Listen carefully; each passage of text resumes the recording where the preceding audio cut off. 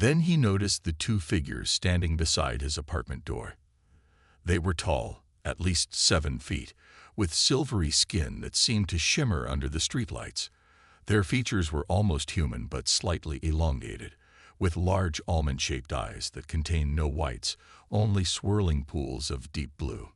Taiwan froze, his keys dangling from his fingers. The aliens, because what else could they be, noticed him and straightened. The taller one stepped forward with a fluid grace that seemed impossible for such a lanky frame.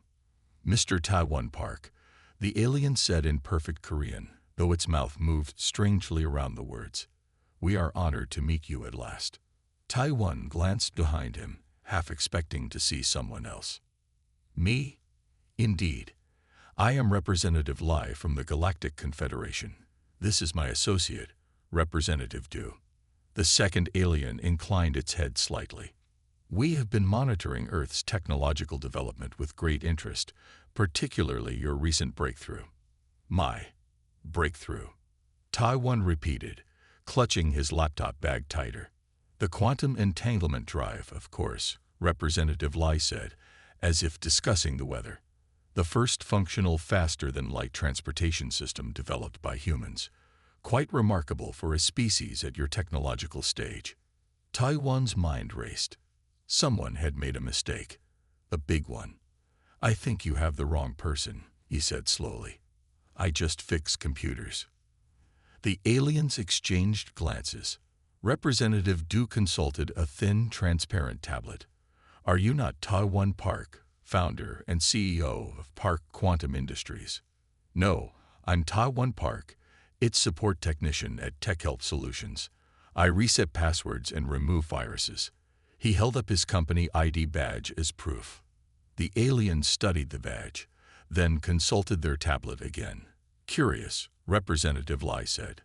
"Our records indicate this is the residence of Earth's premier FTL pioneer. The biological signature matches. Maybe there's another Taiwan Park," he suggested. "It's not an uncommon name." "The coincidence factor is concerning," Representative Du said to Lai in a different language that somehow Taiwan understood perfectly. "The physical resemblance is exact." Before Taiwan could process this, Representative Lai turned back to him. "Regardless, the Galactic Confederation Summit begins tomorrow. Your presence, or rather, humanity's representative's presence, is required." "Wait, what summit? I can't go anywhere. I have work tomorrow, and my boss already gave me a warning about attendance last month when I had the flu." Representative Lai waved a long-fingered hand dismissively. "Time functions differently where we're going. You'll return mere minutes after you've left, regardless of how long you spend at the summit." A small holographic image appeared between them, showing an elegant invitation written in symbols that rearranged themselves into Korean as Taiwan watched. "This is absurd," Taiwan said. "I'm not who you think I am. There must be a real Taiwan Park out there who invented this. Quantum whatever. Park Quantum Industries is headquartered in Seoul," Representative Du said. "Its founder is currently unreachable, engaged in a 3-week digital detox meditation retreat in the mountains." Taiwan ran a hand through his hair. "So call his company or something." "We did. Their records indicated this address for urgent communications." Representative Lai looked apologetic. "It seems there was an error in their system." Taiwan groaned. "Story of my life. I fix other people's computer problems, and now I'm dealing with an interstellar clerical error." As if to emphasize the point, his phone buzzed with a notification about an unpaid bill. His bank account was nearly empty until payday. A thought occurred to him. "This summit. What's involved exactly?" "You will represent Earth in discussions about joining the Galactic Confederation. There will be technology exchanges, diplomatic negotiations, cultural events." Representative Lee paused. "All expenses are covered, of course.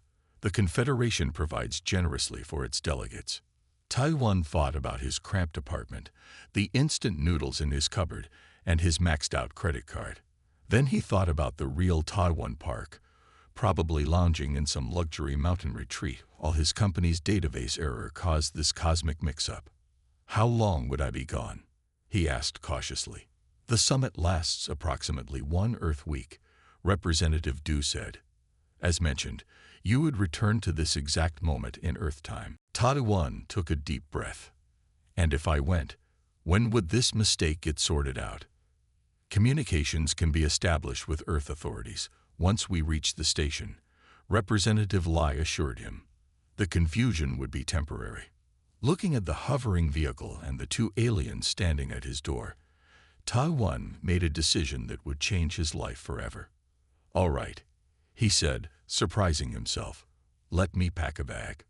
As the spacecraft lifted off from Earth minutes later, Ta-1 wondered if he'd made a terrible mistake or stumbled into the greatest adventure of his life. Either way, it beat another night of instant noodles and loneliness. The orbital station hung in space like a giant silver snowflake, delicate spires extending from a central hub that glowed with soft blue light. Ta-1 pressed his face against the viewport as their shuttle approached, his mouth hanging open in wonder.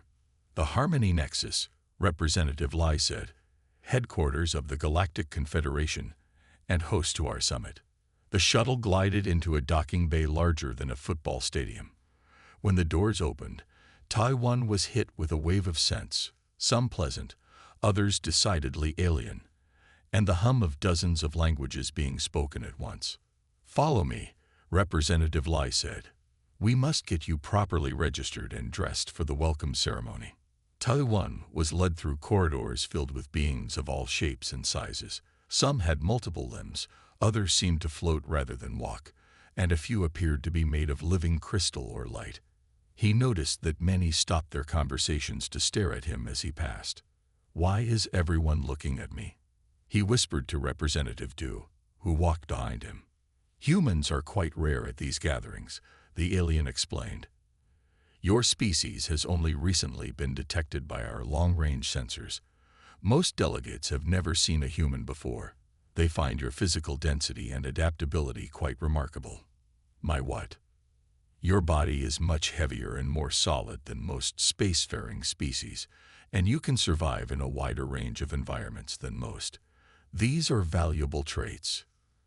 Ta-1 wasn't sure if he should feel flattered or self-conscious about being called dense. They entered a lavish suite that would make any 5-star Earth hotel look shabby. The walls shifted colors gently, and the furniture seemed to adjust itself to Ta-1's exact proportions when he approached. These will be your quarters, Representative Lai said. The wardrobe contains appropriate attire. I suggest the blue ceremonial robe for tonight's gathering. After the aliens left, Ta-1 explored the room in amazement. The bathroom had a shower that somehow knew the exact temperature he preferred. The bed felt like floating on a cloud. The window offered a view of Earth that brought tears to his eyes. His home planet, beautiful and blue, looking so small and fragile against the vastness of space. 2 hours later, dressed in a flowing blue robe that seemed to be made of liquid silk, Ta-1 entered the grand hall where the welcome ceremony was being held. The ceiling arched hundreds of feet above, displaying a real-time map of the galaxy with glowing dots representing civilizations. Almost immediately, a delegate approached him. She was humanoid, but with purple skin that shimmered with iridescent patches. Her eyes had no pupils, just swirling galaxies of light. Ambassador Park, she said, bowing slightly. I am Representative Nala from Proxima Vitae. My government would be honored by an alliance with Earth. Your quantum technology could revolutionize our transportation networks. Before Ta-1 could stammer a response, 2 more alien delegates joined them. One resembled a graceful jellyfish floating in midair, tentacles of light pulsing gently. The other had blue-green scales and delicate fins where ears would be on a human. Ambassador Park, the jellyfish-like being chimed, its voice sounding like crystal bells. The Luminary Collective wishes to discuss cultural exchange programs. The Aquarian Dominion offers naval defense technologies, the scale being added, her voice melodious. Ta-1 smiled awkwardly, having no idea how to respond to these offers. He was saved by a server drifting by with drinks. He grabbed one, a glowing blue liquid in a floating sphere, and took a sip to buy himself time. It tasted like the best blueberry he'd ever had. "I'll certainly consider all proposals," he said vaguely, trying to sound diplomatic. More delegates approached, each offering alliances or trade deals, until Taiwan found himself surrounded by at least 8 different alien representatives, all competing for his attention. He noticed with growing discomfort that most seemed female, or at least what their species considered female, and their interests seemed to go beyond simple diplomacy. "Quite the collection you're gathering," said a voice behind him. Taiwan turned to see a human woman with sleek black hair pulled into a practical ponytail. She wore a simple gray uniform with a patch showing Earth surrounded by alien script. She held a data tablet and had an amused expression on her face. "Another human," he blurted out, relief flooding through him. "Jae-hyun Kim, xenoanthropologist," she said, extending her hand. "I've been studying Confederation cultures for the past year under an academic exchange program." "Taiwan Park," he replied, shaking her hand. "It technician, and apparently Earth's ambassador by mistake." Her eyebrows shot up. "What?" Before he could explain, the jellyfish-like delegate drifted closer.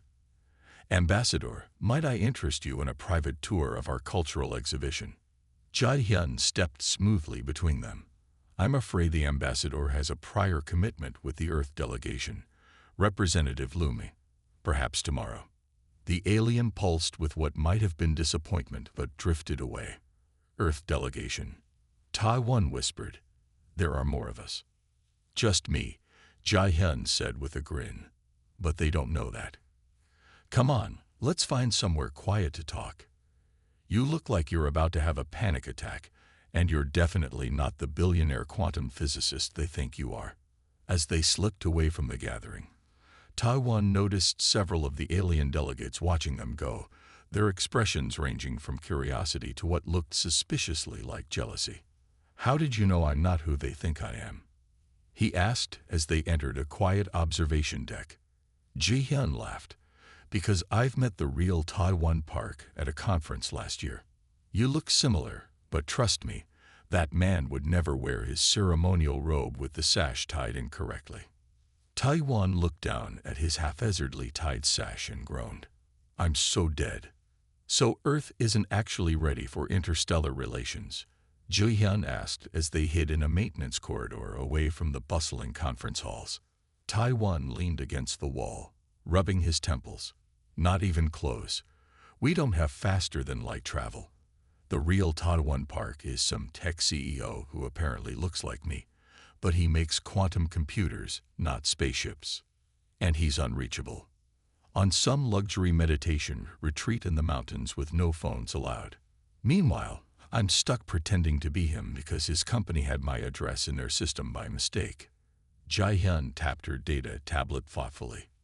"Well, you're doing better than you might think. That solution you suggested for their quantum communication grid impressed everyone." Taiwan laughed. "I told them to power cycle the main server and check for corrupted data packets. That's basic IT troubleshooting. Who knew it worked on alien tech too?" "The Confederation thinks humans are technical geniuses now," Jae-hyun said with a smile. "It might not be such a bad thing. We could use some powerful friends out here." A soft chime from Ji-hyun's tablet interrupted them. She frowned at the screen. "3 more delegation requests for private meetings with you. Your harem is growing." "They're not." Taiwan sputtered. "It's political. They want alliances with Earth." "Keep telling yourself that," Jae-hyun said with a knowing smile. "Look, many of these species are fascinated by humans. We're physically different from most spacefaring races. Sturdier, more adaptable. Some find that attractive." Taiwan's face flushed red.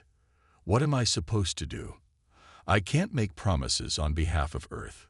Just keep being vague. Say you need to consult with your government. Buy time until we figure this out." She patted his arm. "But we should get back. You have a panel discussion on Earth's technological achievements in 10 minutes. "What? I can't talk about advanced technology. I fix printers and remove viruses from office computers. Jae-hyun winked. Then it's lucky you have me. I've been studying Earth's scientific developments compared to other civilizations. Follow my lead. The panel discussion took place in a circular room with seats rising like an amphitheater. Representatives from 12 different worlds sat in a semicircle, with Ta-won placed at the center. Ji-hyun stood discreetly behind him, tablet ready. A moderator with 6 arms and eyes that rotated independently introduced the topic: Earth's quantum leap. Unexpected pioneers. The first question came from Representative Nilla, the purple-skinned delegate who had approached Ta-won at the welcome ceremony. Ambassador Park, many civilizations spent centuries developing quantum entanglement technology. How did Earth achieve this breakthrough in mere decades? Ta-won felt sweat beading on his forehead. Ji-hyun leaned forward and whispered in his ear. We approached the problem differently, Ta-won said, repeating Ji-hyun's words. Instead of trying to force particles to maintain entanglement across distances, we developed a system that creates new entanglements continuously. The explanation, though vague, seemed to satisfy the audience. More questions followed, each one fielded with Ji-hyun's whispered help. Ta-won began to relax, even adding his own analogies from it, troubleshooting that, surprisingly, translated well to quantum physics. By the end of the session, the audience was buzzing with excitement. As they filed out, Ta-won overheard fragments of conversation. Remarkable simplicity in their approach. Perhaps we've been overthinking the problem. Earth could be a valuable ally. Representative Nilla approached as the room emptied. Ambassador Park, your insights were illuminating. Would you join me for dinner to discuss a potential technological exchange? The ambassador has a prior commitment. Ji-hyun interjected smoothly. Perhaps tomorrow. Nalla's iridescent patches dimmed slightly. Of course. Tomorrow, then. As she left, a small floating robot approached with a message sphere. Ta-won touched it, and a holographic invitation appeared. This one from the jellyfish-like delegate, requesting a private tour of their cultural exhibition. Another admirer, Ji-hyun noted. That makes 5 now. This is getting out of hand, Ta-won muttered. We need to contact Earth somehow, explain the situation. Ji-hyun's expression grew serious. I've been trying. The Confederation's communication protocols are complex. They don't just let anyone send messages to non-member planets. Then what do we do? Keep playing along while I work on it. The summit lasts 5 more days. I might be able to access the communication array during the technical showcase tomorrow. Their conversation was interrupted by an urgent announcement over the station's communication system. Attention all delegates. Due to a detected anomaly in the quantum stabilization field, all portal transports are temporarily suspended. Technical teams are addressing the issue. We appreciate your patience. Ta-won and Ji-hyun exchanged worried glances. What does that mean? Ta-won asked. It means no one can leave the station until it's fixed, Ji-hyun explained, including us. Later that evening, Ta-won sat in his quarters, staring at the view of Earth. Ji-hyun had gone to gather more information about the transport system malfunction. He felt overwhelmed by the day's events and the weight of his false identity. A soft chime indicated someone at his door. He opened it to find Representative Du, one of the aliens who had first brought him to the station. Ambassador Park, the alien said formally. The quantum communications grid has experienced another failure. The technical team requests your assistance. Me? Why me? Your previous solution was effective but temporary. The problem has returned with greater complexity. Ta-won hesitated. He was just an IT technician, not a quantum physicist, but his simple fix had worked before. I'll try, he said finally. Let me get my tablet. As he followed Representative Du through the station's corridors, he couldn't help but wonder, what if his IT skills actually could help? What if, through some cosmic coincidence, his knowledge of troubleshooting Earth's primitive networks translated to these advanced systems? It seemed absurd, but then again, so was everything that had happened since those aliens showed up at his door. The quantum communications center of the Harmony Nexus hummed with activity as Taiwan entered. Holographic displays filled the air, showing complex patterns that shifted constantly. Alien technicians moved between workstations with urgency, their voices tense. "Our entire relay network is experiencing cascading failures," explained a technician with translucent blue skin and 4 arms. "We've tried standard reset protocols without success." Taiwan stared at the displays, understanding almost nothing of the advanced technology. Yet something about the pattern of failures seemed familiar. It reminded him of a network virus he'd dealt with at a bank last year. "Can I see how the data packets are being routed?" he asked, trying to sound confident. The technicians exchanged glances but brought up another display. Taiwan studied it, noticing how certain pathways became overloaded just before failing. "It looks like a feedback loop," he said. "Something is sending signals back to their origin points and multiplying them each time." He pointed to a junction where the data streams converge. "Isolate this node and check for corrupted verification protocols." The technicians worked quickly, implementing his suggestion. Within minutes, the critical alerts began to fade. The chief technician looked at Taiwan with newfound respect. "How did you identify that so quickly?" Taiwan shrugged. "I saw something similar once with an email server. Sometimes the simplest explanation is correct." Word of Taiwan's second technological miracle spread quickly through the station. By morning, his schedule was filled with requests for private meetings, technical consultations, and social engagements. Ji-hyun helped him navigate these commitments while continuing her efforts to contact Earth. "Your reputation is growing," she told him as they hurried between meetings. 3 more delegations have formally requested alliances with Earth. "Any luck with communications?" he asked hopefully. Ji-hyun shook her head. "Still working on it, but there's something else we need to discuss." She pulled him into a quiet alcove overlooking the station's central garden. "I've detected unusual data patterns in the station's security network. Someone is searching for information about you, the real you." Taiwan felt his stomach drop. "They know I'm a fraud." "I don't think so. Not yet. But someone is suspicious." Before they could discuss further, an announcement echoed through the station. "Attention all delegates. A shuttle from Earth has arrived at Docking Bay 7. Please welcome Earth's representative, Taiwan Park." Taiwan froze.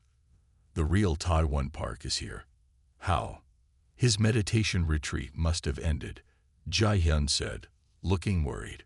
"We need to intercept him before he reaches the main conference hall." They rushed toward the docking bay, but arrived too late. A crowd had already gathered to witness the commotion.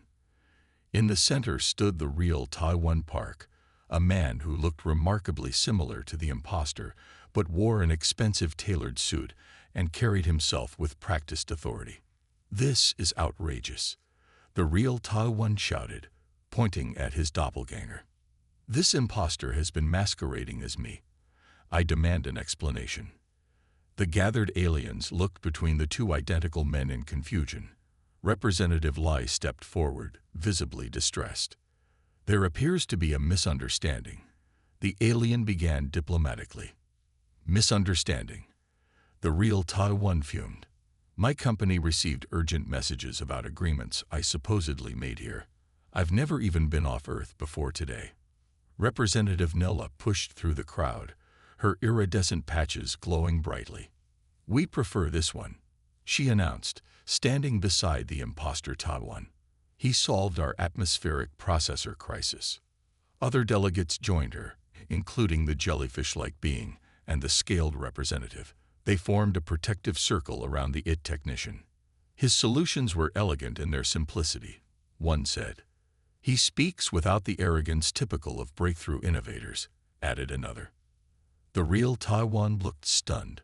"What is happening here?" "I am Taiwan Park, founder of Park Quantum Industries." Before the argument could escalate further, Ji-hyun's data tablet emitted a shrill alarm. Her face paled as she read the display. "We have bigger problems," she announced loudly. "I've intercepted communications from the Draxian fleet. They're planning to invade Earth, thinking we have functional FTL technology." The crowd fell silent. A tall insectoid delegate stepped forward. "The Draxians are expansionists. If they believe Earth has advanced technology, they will attempt to claim it, by force if necessary." The real Taiwan Park looked from Ji-hyun to his doppelganger in confusion. What is she talking about? Earth has no such technology. Taiwan Park trudged home after another exhausting day fixing computers at Tech Help Solutions. His shoulders ached from hunching over keyboards, and his eyes burned from staring at screens. All he wanted was a hot shower and sleep. The small apartment building where he lived wasn't much to look at. Peeling paint, flickering outdoor lights, and a perpetually broken elevator. But it was affordable on his modest technician's salary. As he approached the building, something unusual caught his eye. A sleek black vehicle hovered about 2 feet off the ground near the entrance. It had no wheels, no visible engine, and emitted a soft blue glow from its underside. Taiwan stopped and stared, wondering if some movie was being filmed in the neighborhood. "Exactly," Ji-hyun said grimly. "But the Confederation's mistake in identifying Taiwan here," she gestured to the IT technician, "led them to believe Earth has developed quantum entanglement drives. The Draxians monitored these communications and are now mobilizing a fleet. Representative Lee consulted a communication device. Confirmed. Long-range sensors detect Draxian vessels on course for the Sol system." "How long do we have?" asked the imposter Taiwan. "At their current speed, they will reach Earth orbit in approximately 48 Earth hours." The real Taiwan Park's anger transformed into concern. "If what you're saying is true, my planet is in danger because of this mix-up." Ji-hyun nodded. "The Draxians don't know Earth lacks interstellar defenses. They expect resistance from a technologically advanced civilization." The conference hall erupted in voices as delegates debated what action to take. The Confederation had strict non-intervention policies for conflicts between non-member worlds. In the chaos, the two Taiwans faced each other. "I'm sorry," the imposter said quietly. "I never meant for this to happen. Your company had my address in their system by mistake."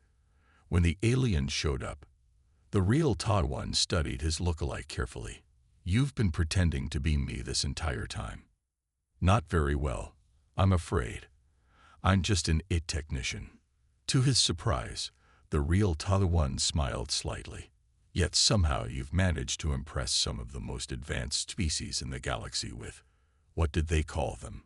Elegant solutions." Before they could continue their conversation, Representative Lai called for order. "The Confederation Council will convene an emergency session to address the Draxian threat. Both Earth representatives will attend."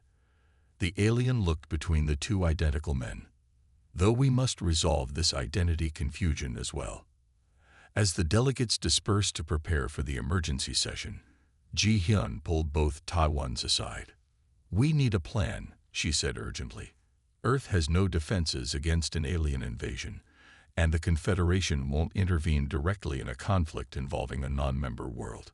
The imposter Taiwan thought for a moment. What if we convince them Earth isn't ready for FTL technology after all? That this was all a misunderstanding. "The Draxians wouldn't believe it," Ji-hyun replied. "They'd see it as a strategic deception." The real Taiwan Park straightened his tie, his expression suddenly determined. "Then we need to give them what they expect, a technologically advanced Earth ready to defend itself." "But we don't have that technology," the imposter reminded him. "No," agreed the real Taiwan with a calculating look, "but the Confederation does." "The Draxian warships have been neutralized," announced the Confederation security chief, a being with crystalline features that shimmered under the council chamber lights. "Their fleet has retreated beyond the boundaries of the Sol system." Taiwan the IT technician exchanged relieved glances with Ji-hyun across the crowded chamber. Their warning had come just in time. The plan had worked better than anyone expected. Using the real Taiwan's actual quantum computing expertise combined with the imposter's unexpected talent for practical problem-solving, they had convinced the Confederation to deploy a defensive shield around Earth. The shield appeared to the approaching Draxians as evidence of advanced technology, exactly what they had feared. Rather than face what seemed like a prepared adversary, the Draxians had retreated to reconsider their strategy. The Confederation Council had convened this emergency session to address the aftermath. The chamber was arranged in concentric circles, with representatives from hundreds of worlds seated according to their membership status. At the center stood both Taiwans, still identical in appearance but now dressed differently. The CEO in his tailored suit, the technician in the ceremonial blue robes provided by the Confederation. The council leader, a tall being with flowing silvery hair and 6 fingers on each hand, stood to address the gathering. While there was confusion about identity, the leader began, voice resonating through the chamber. Citizen Taiwan Park of Tech Help Solutions demonstrated exceptional problem-solving abilities and revealed a genuine threat to Earth.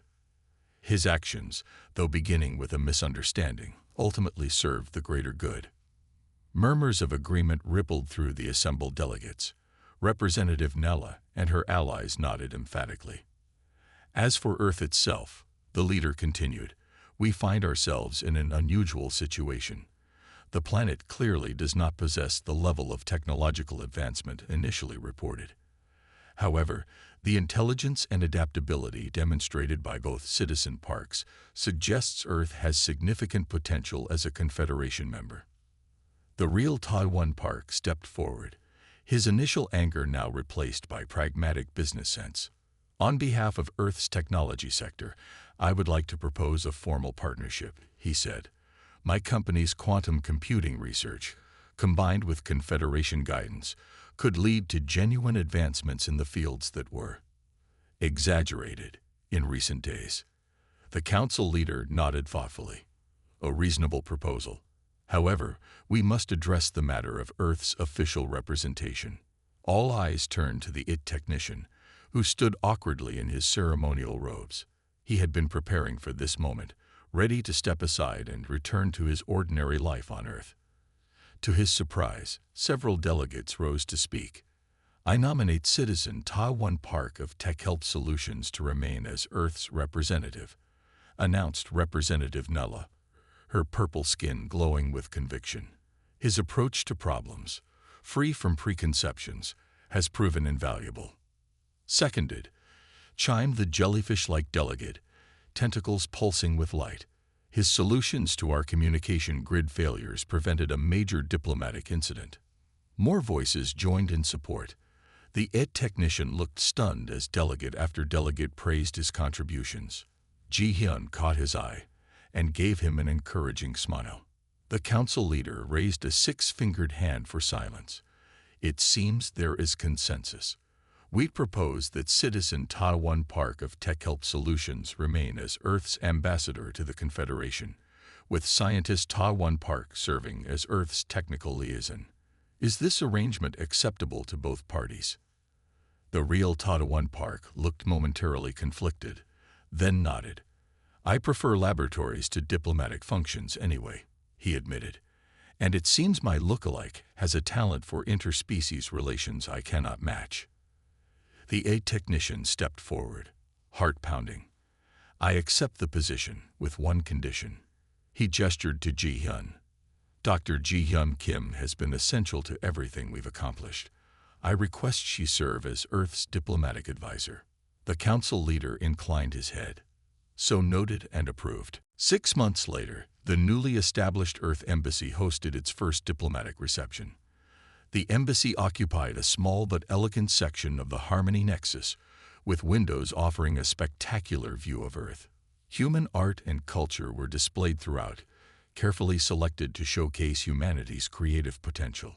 Ambassador Taiwan greeted guests alongside his wife, Ji-hyun.